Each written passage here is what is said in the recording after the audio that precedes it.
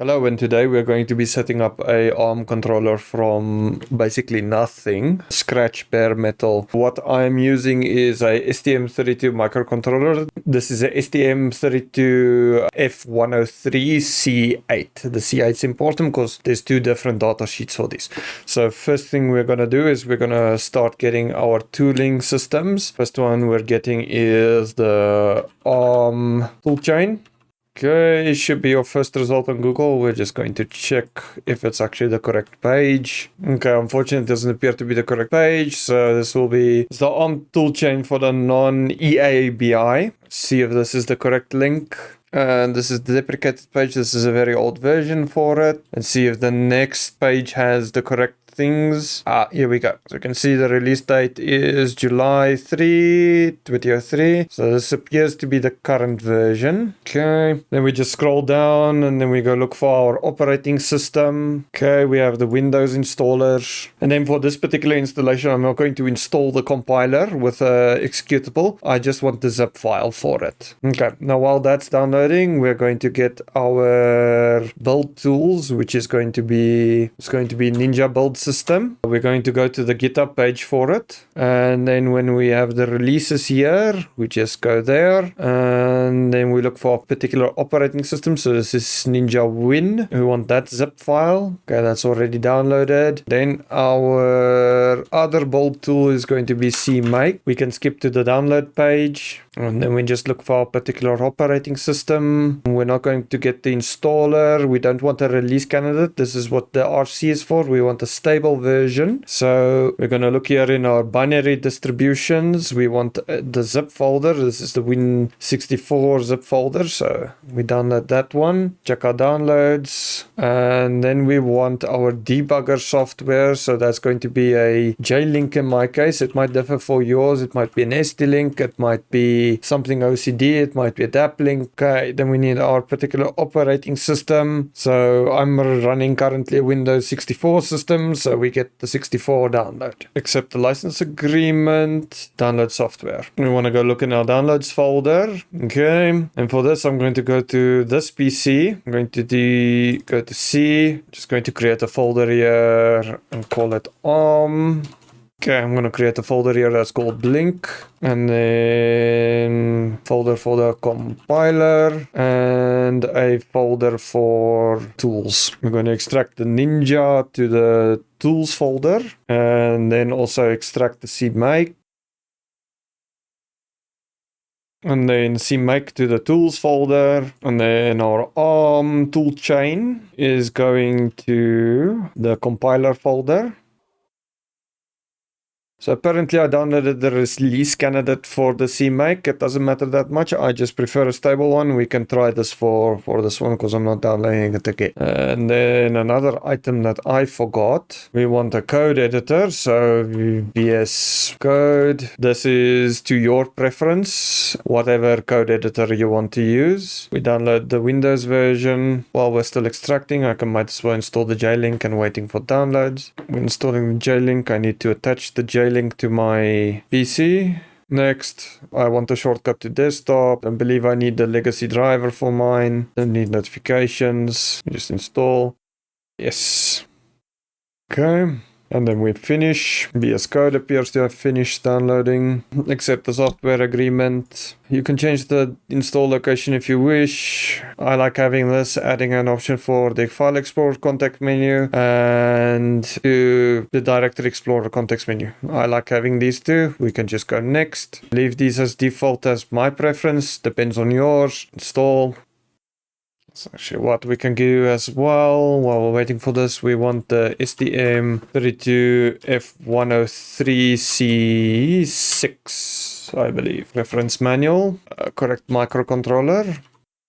Okay, we don't need to launch VS Code. We just finish here. 32K flash of RAM, Cortex M0. Looks like the correct one. We want the reference manual for this. The reference manual, I want this one. ARM-008 looks to be the correct one. Let's just look at our folders again. We got the compiler extracted. Tools, CMake and Ninja. I want to rename this to CMake. everything looks to be correct here. Now for this, we are going to open up in VS Code. Then we have our reference manual over here. We can close every tab. We just keep our reference manual open. Now in VS Code, first we're going to check if all our tooling is working.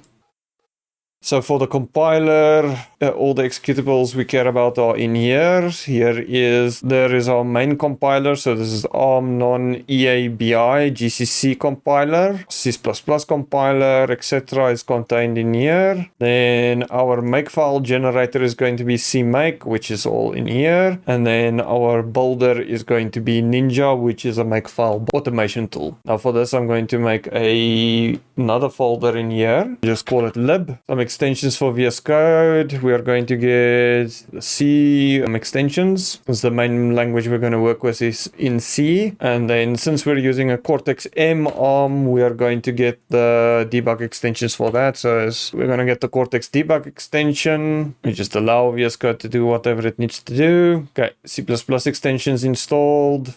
Cortex debug is installed. Now in Blink, first thing we're gonna add in Blink is a new file. We'll call that main.c. So this is where our C code will be. We add another file, startup.S.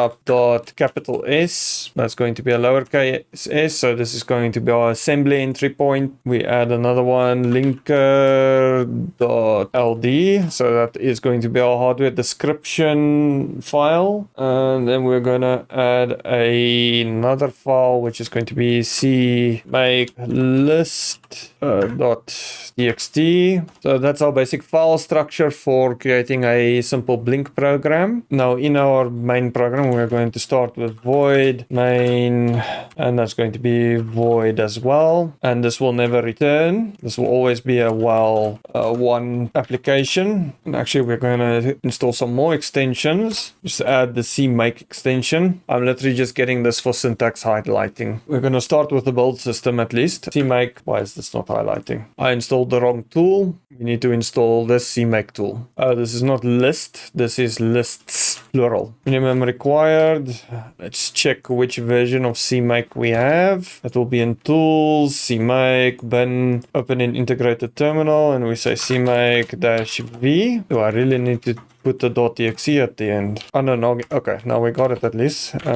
Version, minimum required, version, and that would be 4.2.0. Okay, and actually, just to make my life a bit easier, change some settings here. The save will be after a delay, and 1 second should be fine. Okay, we just save that setting. Okay, just to make my life easier, I'm going to add this tooling folders to the path. I'm going to create a new file and call it set paths and make that a PS1 script. Just open that in a new terminal. And we say set tab cannot be loaded because running a script is disabled in a system. For more information about execution, since this is a new system, we just Google PowerShell allow scripts. Just look at the super user one. Okay, so it's going to be this command. And then from Windows, we just open a PowerShell window, run it as administrator. And I'm just right clicking to paste into the terminal. I want to do it as all, so I'm going to select option A. Since I'm in a VM, doesn't matter much. If you are actually using this as a work or something, you need to check with whoever does your security. Okay, that's done. I'm gonna exit to open it again in VS Code. So this is just to reload all the terminals. So we just kill anything that's an old terminal. We create a new one and we say set path. Okay, so it's happy to execute it now. The first thing I'm gonna do is I'm gonna create a path line, which is going to be an environment variable, which is going to set the SDK path, and then it takes the current directory of the script. So where the script is located, not where you're running the script from. Then I'm just going to print out a SDK path. So it just shows where the SDK path is. So if we run the script again, you can see it prints out the current path. But if I go cd, let's say into the compiler directory, and then I run that same script again, you see it still says the CR C and my ARM path. Okay, then I'm going to do a bunch more path setting. So this creates the environment variable setup for us. So everything gets added to our path, so we can just call it directly from the command line. We got our tools directory over here, which is based off of the script root path. We got our compiler path, which is going to be this compiler, and then into the bin folder. And the next one we do is we set our CC, so our normal compiler environment variable. This is picked up by CMake automatically. Then our C++ compiler as well. Same, it's a variable that's usually set in Linux, but CMake still uses it. Our assembly compiler, which is the same as our C compiler. And then the tool to our make program, which is not strictly necessary for this. This will be the tool path. Let me just see tools, and this will be for this one. It will be Ninja, not Make. Make would be your default on Linux systems. So it shows all the version numbers. Okay, so let's just do this base script. So it prints out all the different versions of the tooling we have, and then set the path equals to that. So for example, now I can, instead of going through this entire thing of going through CMake and then going into this folder and saying, okay, I can run CMake here, I can just type now CMake. Really? Oh, I didn't add CMake to this one. All right, let's try Ninja. Ninja, you can now just type, and now you don't need to go into the tools directory to run Ninja. Okay, so just for this one's sake, I'm going to add, let's call it CMake path, and that would be in the tools path, CMake / and then in the bin folder. Okay, we just want to print out that as well. CMake path. It would be, we want to delete this in front and just call that bin, and just call the CMake, correct that. Okay, we want to print out the CMake path and this, and then we want to run this. Let me just think here now. So plus CMake.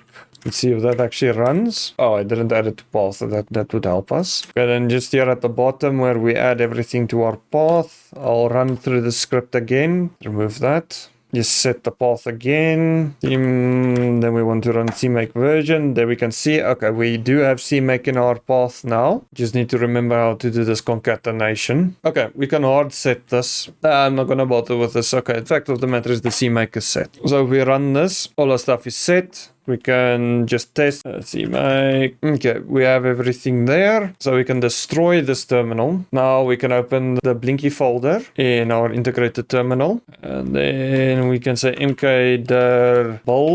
Okay, that created the directory. We can go cd into the build directory. And then we open our minimum requirements folder. And then we need to add the path. So that's going to be one directory back, another directory back. We just tab here. We don't want the compiler. We want lib. We want to run this PowerShell script. We just take a CMake is in the path. Okay, CMake is currently in the path. So we say CMake, and then we want to add a flag for generate. So -G, and this will be actually we CMake, and then we look at our help output, and then we can see here generators. We can see here is the generator for .ninja build files, but doesn't matter if it's a build.ninja file or whatever. We want to generate for Ninja, so we just add that as a comment. Okay, so clear the screen. Now what we're going to do is we're just going to test our make file. So this is going to be our CMake list.txt file. We use our -G switch, and we want to generate for Ninja, if I actually spelled this correctly, and then one directory back. Okay, now you can see it detected the C compiler, that it is our ARM compiler in the correct directory, and then it detected another C compiler, and now it's complaining that it's not able to compile a simple program. What we need to tell CMake is we're working on an ARM platform. What this error means is it's unhappy that it can't compile a Windows program, and this is not a Windows, we're not compiling natively to Windows. So for that, we need to set a few variables. We need need to tell it that the CMake system is a generic system, processor is ARM, and then do not try to compile a test program, which will never work because we're on a Windows system trying to compile for an ARM CPU. So we just run the generator again. Well, now that's interesting. Okay, we're going to ignore the error output for now. So I'm not exactly sure why it's complaining about this. But anyways, okay, we're going to add a variable. Now the variable is going to be our linker file. So this is going to be our LD, this linker LD file. And then we're going to set our optimization flags for C. So our optimization is going to be OG. So we're going to compile for a debug system. And then we're going to add a bunch of flags. So these are the C compile flags. First flag we add is we're going to do our linker, which is going to be our source directory. So it's telling it the linker file is in the Blinky directory. You have to pass it the full path for some reason. Otherwise it doesn't see the linker file. And then our own custom variable, which is the linker file. Then we are going to tell it we're targeting a Cortex M3 with the mthumb extraction flag. Can't remember what the -G is. I think that is strip. We're not using the standard C library, and we don't have a start location for the MCU because we're bare metaling this. You have to tell it where to boot up. Then we're just going to add another variable, which is going to be our project name. Then we're going to say our project is project name, and it's a C project, and we're going to add an executable. So I made it so we do the add executable. So it's going to be our project name. We generate an elf for that, and then compile it using main.c and startup.c, which are both empty files at currently, as well as our linker. So let's see if CMake is happy now, generating it. There we go. Okay, so we had to add all of this just to make the build system happy. Now this is unlikely to compile, but we have tested now that our CMake works. We don't have this error anymore. Okay, can try to compile it. CMake /build dot, and as expected, well, at least we can see that build tool is actually working. But you can see unrecognized option image version, help option uses okay, but in general you can see that it's trying to compile, but it's not working. Okay, so that's all fine and well. Now we can actually get to the meat of the subject. I'm just going to save our build command and generation command. Okay, and just keep that as a comment. So first we need to describe the hardware, and where we describe the hardware is in the linker. And first section we do is entry reset. This is the symbol that we are going to use for the startup code. It tells the C compiler this is where we're going to start. Look for this symbol, start executing code from this location. Then we're going to create a memory section. So this describes the hardware and how the hardware is laid out. So this first one's a variable, and then we can tell it if it's read, write, execute, or just read and execute, or just write and execute. You can combine the flags however you wish. For RAM, it will be read, write, execute. So in most cases, I would just do this, and flash would be RW as well, but it doesn't matter too much since it is a MCU. Now, how did I get these values? So there's 8,000 there's 8,000x, how the length, then we can go back to the data sheet. Now, what we're looking for is the memory architecture and bus architecture. We can look at system, it's not in system. Memory organization, it's not that. Memory map, no. Boot configuration, no. Somewhere here is flash. Oh, it's in the memory map. And then we go to the embedded flash memory. Based on whatever the part number is of the STM, so it's the physical part number, we'll have the flash. So this one can have up to 52K and 2 banks. This particular part number, the one I have is the 32K version. See, it was a medium. Yeah, that's the medium density device. We can see here that the base address of the flash is this, which would match up with this in the linker. And then we go back when we want to start searching for SRAM, so static RAM. And I lucked out on my first search. We can see that the start address from the data area starts from address address 2000. We can go, oh, I lied. This is the 64K version of the chip, not the 32K version. I think I'm confusing it with other chip I'm working with. And that's the base address of our RAM. So we go back to that, and then let's just see. I can find it most likely at the top somewhere. I'm in the wrong place. We want to have an STM32F103C6, and we want to have the data sheet for that. This is where you find out how much memory you got. You can look through, there's a table somewhere on ST's website. This will be dependent on whatever yours is, but I know I have a 32K device. This is the wrong one, not the C6. We want the P8 variant. There we go, 64 kilobytes of flash memory and then 20 kilobytes of SRAM. Okay, we'll just keep that data sheet on hand. Now we need to set up sections. So now we're going to describe what is placed where in memory. So we're telling the compiler, do this with certain sections of the labels we have done. So our first section is going to be the .txt section. This is where our flash will be situated. So this is your permanent storage areas. What we're doing in the text section itself is we're telling it, keep the ISR vector, even if it is unused. This will be later when we do this assembly startup in the startup.s. Now this text is a name that is going to be all the code sections. So this will be our physical code that we execute, and then raw data is any constants that we have, say constant variables or whatever that we have that we can place in flash, or initialization values, etc. like that. We keep that in flash. Then we have a data section. We are just going to name this section data since we're keeping to standard names. So here we tell it to include the data section, and then we're going to tell it we want to place this in the RAM section. So this will be placed somewhere in the RAM section. Then we're telling it to place it, so at address of the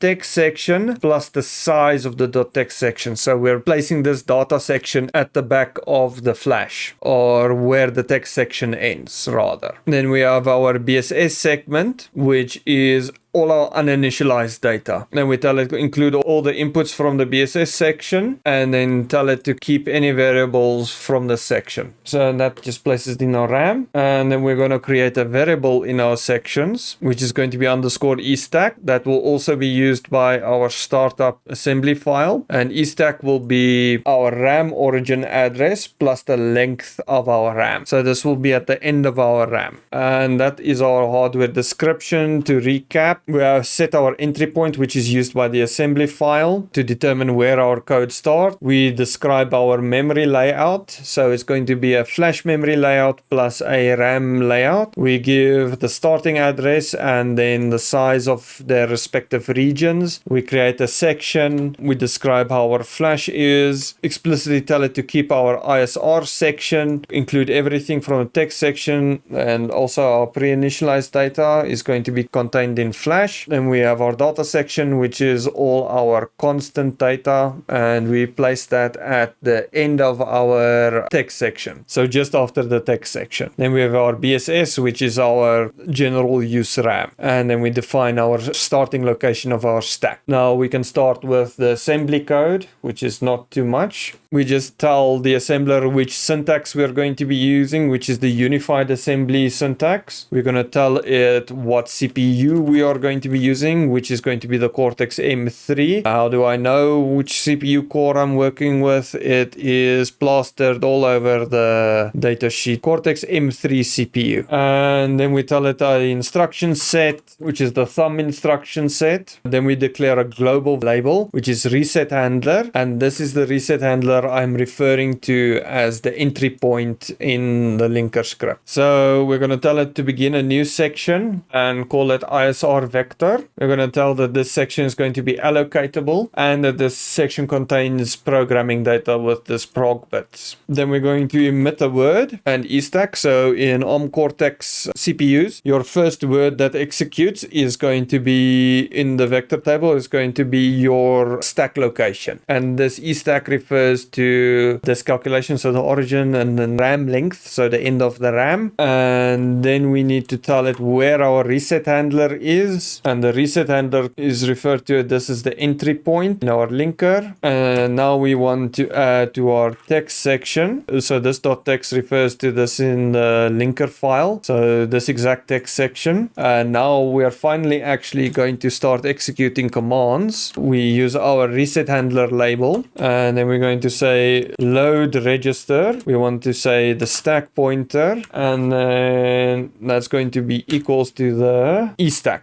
So this eStack again from the linker. Then we're going to call the main function, and then we're going to just say call infinite loop, and that's all the assembly you need. So this BL main refers to what we got in our CMain function as this main symbol. So in C, when you declare a function, that will be its symbol name as well. Some of the more astute would say I need to initialize the RAM. We don't need to do that currently because we're basically just going to be working with registers to do a blink. We're not actually even using RAM at this stage. So no point in initializing the RAM. Waste of CPU cycles and boot time. Now we get to the fun bit. Check if our application actually compiles. So we just get that build command. What is its issue? It's still trying to build it as a .exe file. Let's see, perhaps I should enable the assembler. Let's see what that does.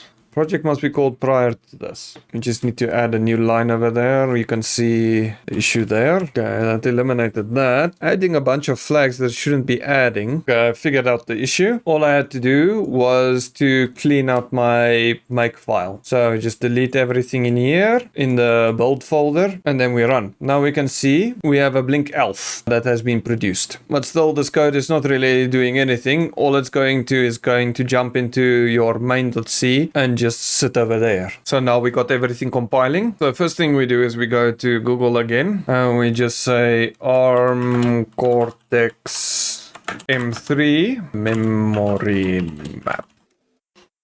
Should be the first link. Don't even bother trying to search it up in their website. It's terrible. It's horrific to try and find it on their website. Okay, then we have this. Now we can see what addresses are located. This is also how you find the RAM address, origin address. So there you see it's 2000. Our peripherals are going to be located at 4000. To this address, it reserves for half a gigabyte. So on each section, code execution starts at address 00. And interesting enough, they don't tell you the specific memory location, but we'll keep this on hand. Then we start Googling ARM Core M3 registers. And we just go to the system control registers. Hopefully this is the correct one. Yes, this is the correct one. We are first going to add a time base here, and that will be the system tick register. We're going to keep this on hand. And then in our code for the lib folder, we're just going to create a header file and call it cm3.h. Then we just create our basic header files, preprocessor. Okay, hash if not def, and this will be cm3 underscore h underscore, and then if define, say cm3, and we just want to say end if. So we have our registers here. I'm just going to add them here currently. All we do is just copy them over. And we copy our hash define, and we do a multi-line edit. You can do this by pressing Alt and just clicking where you need to do the edit. And then I'm going to paste hash define, and then move them in to their respective locations. Okay, now we need to turn these addresses into actual locations that we can use in C. And that would be a uint32 underscore t and pointer, and that's how we define our variable. To use the uint32, we need to include the standard library and integers.h. Now this is located somewhere in this compiler folder. I'm not going to be bothered to find it and show you. So now we have our system tick counter.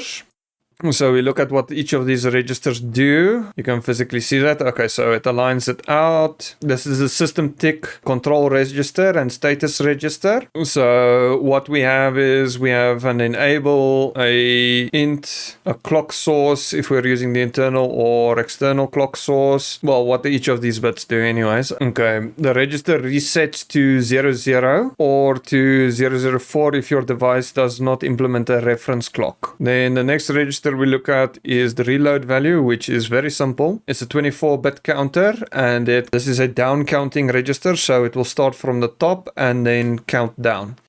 We have the current value register. So this is currently what it's ticking at. So the current countdown value. So this will start at whatever the reload value is and then count down from there. Now we can use the register. I'm just going to keep this on the side over here. We need the reload register and the control register. Okay, so reload register is easy. We just assign that a value. We just want to keep the status register over here. Then we say also on this hash include, and that's going to be our file, so it's cm3.h. We just want to do a hash define, and we're going to say clock underscore hertz, and that's going to be 8,000, so that's 8,000 kilohertz, and then another 3 to make it 8,000 megahertz. So how do I know this is an 8,000 megahertz CPU? We just go back to the reference manual, and then we just search for where's the clocks, and then high speed internal clock. Oh, there it is. So it includes a 8 megahertz RC oscillator, so this is the default startup clock of the STM. So that's where we're getting this 8,000 from. Okay, so now we go back to our documentation to set the reload value of the register. Is VR. Okay, so we want this one.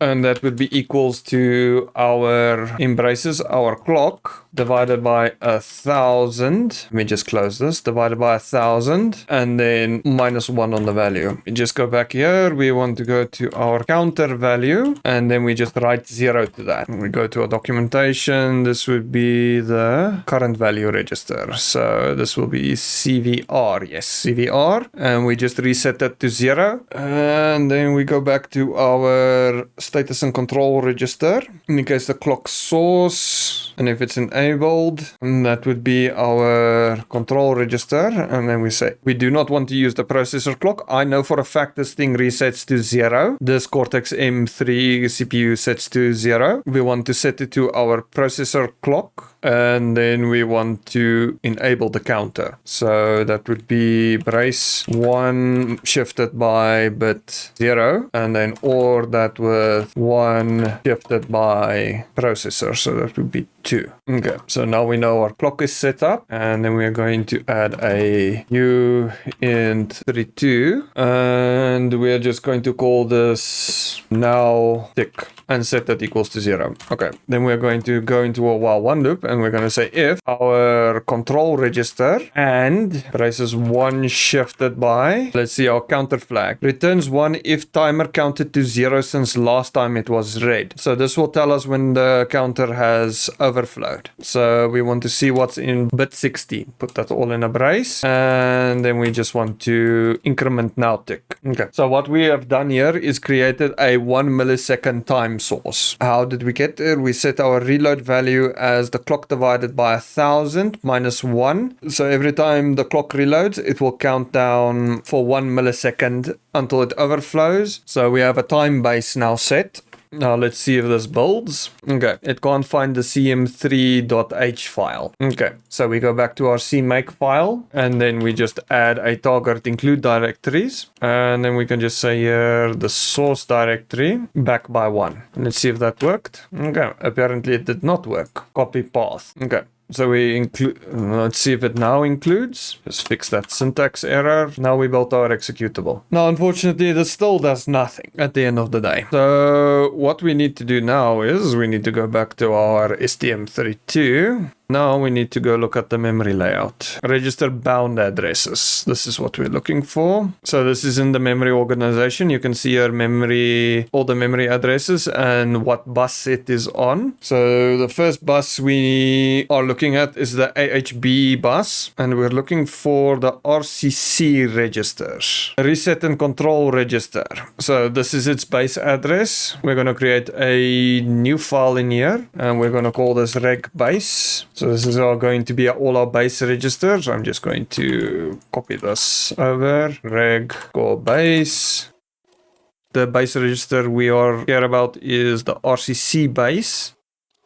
Call that base. You can clear out all of these, and the base of that register is this address. So this 4 million address or something like that. It's actually more than 4 million in hexadecimal, but whatever. We know where our RCC base register is. So we go back to our memory layout, and we are looking for the GPIO register. So this will be, okay, so our GPIO sits on the bus APB2. So we go back to our registers. We look for the APB2 register, and that has an offset of 18. So we're just going to copy this over, and we're going to say a new file GPIO_reg.h. Just keep that in there. I deleted the wrong file. Okay, let's just fix that. Add this to our reg base over here. Okay, CM3, then we have our reg base here. Okay, we have RCC base. Okay, then we define another register again. RCC APB2 enable register, and that has an address offset of 18, so it's going to be this number plus 18. The preprocessor will pre-calculate this. Now we want to see what bit we want to set in this. I need to look up something else again. STM32 blue pull. But now we want to see where our LED is connected on this. We can see PC13 is the LED. So PC13 means it's on port C. Enable the IO port clock for C. Okay. The default value of this register is all 0, so all the clocks are off. Okay, copy that, go to our main, we enable our clock at the last possible moment. So we take our enable port and we say equals to 1 shifted by 4. Okay, we just build to make sure. I didn't include it. --include base reg _base.h. Then we just build again. Okay, great. It knows where it is now. So our clock is enabled to our GPIO now. Still does nothing. And that goes to transform to uppercase. I need to add that back. Okay. Now we go to the next register. Now we need to find the next register in the address map. So since we know we want port C, we copy that address over. And we are going to define this as find GPIOC base. So we have our base register now. Now we go to the next register set, which is the general purpose IO. We want the registers. First one we want is our port configuration register, and that's the lower register. We just copy the name out here. And this would be the C control register. Actually, we make that X, just to make my life easier. Offset. And the offset is 0. 0x00. And this determines if you're an input, output, pull up, whatever, depending on how you define your mode. And by default, all 4s across the board. We just keep that. Then we want to define for it. So this is going to be the C GPIO control register. And that will be this, the base plus our control register offset in a brace. Actually, I'm missing something. The control register, and then this is the high register. We also need the high register for this. We technically don't need the low register. Control register, high offset register. Then we copy this again. Then we replace this with the high offset register. And that would be offset of 04. Control register high. Then we have the port input data register, which we don't care. We just want to do an output for now. So we just copy the output control register. So we just define again, and again, this is going to be the offset, and we copy the offset over, and we copy again, and this will be the ODR register. We need to remove this in front. Then we just copy over the offset. Now we look at what settings we want this in. Because this is on PC13, we are going to have to look at the output control of the high register, because this is where you can see the CNF15, that determines your pin. So these two pairs of registers control pin 15, but the one we're interested in is pin 13. We take the control register, go to our main, and then before we enable our system tick, we want to set 13 as an output. So this will be OR equals to. So it's going to be 0B00 shifted by, that's going to be 22. And that's going to be ORed with, let's say, output mode slow. Going to be 0B10 shifted by mode Y. For 13, that is 20. So now we're going to declare a few variables. Okay, we already have an outtake. We're going to declare a variable that's called delay. And the delay is going to be 200. Const, create another delay function. And we're going to say this is delay tick. And that's equal to 0. Okay, actually move this to the top. Okay, let's just check if this still builds. Okay, we need to add the GPIO register, GPIO reg.h. Let's just build again. Okay, happily builds. So next logic function we're doing is if the delay tick is less than or equals to the now tick, we take our output data register, and now we can look at our output data register over here. You can see it's nicely aligned, 0, 1, 2, 3, 4, 5, and now we do a simple exclusive OR with 1, and then which bit is it? It's 13, and then we simply say our delay tick is equals to now tick plus our constant delay. And now, in theory, we should have a blinking LED. Okay, we've built the thing and we have our elf. We can't flash an elf onto our STM. So now we need to add more stuff to our CMake. So what I've added here is a post build command that runs when our elf is built. SDK compiler path. Let me just double check if I did that. Environment variables, we created an SDK compiler path. Now we're just telling CMake from our environment variables, get the SDK compiler path and use the object copy command on our elf, and then we produce a bin file and a hex file, and then we can also output the size of the binary. Okay, so we do CMake generate and build again, and now we can see our build. So our flash section only takes 400 bytes, so this exists in a single page on the STM. We're using no RAM, we're using no constants, and that's our total flash usage by the decade output over there. Time to flash the SD and see what happens. Now I want to add my J-Link. On my desktop it created this flash one and J-Link commander. I do not want this flash tool. I want to open this and go to where is open file location. Okay, I want JFlash Lite. Paste the shortcut to JFlash Lite, and while I'm here, GDB server. Paste the shortcut. Okay, so now we're doing JFlash Lite. We're going to do a target device. This is going to be an STM32F103C8. So that's the correct one. We just say okay. That's definitely not the base address. Okay, we'll do that. We got in here. Oh, okay. We first need to do that. Let's just see if it can erase the chip. Let me just see why my J-Link is not working. See device management.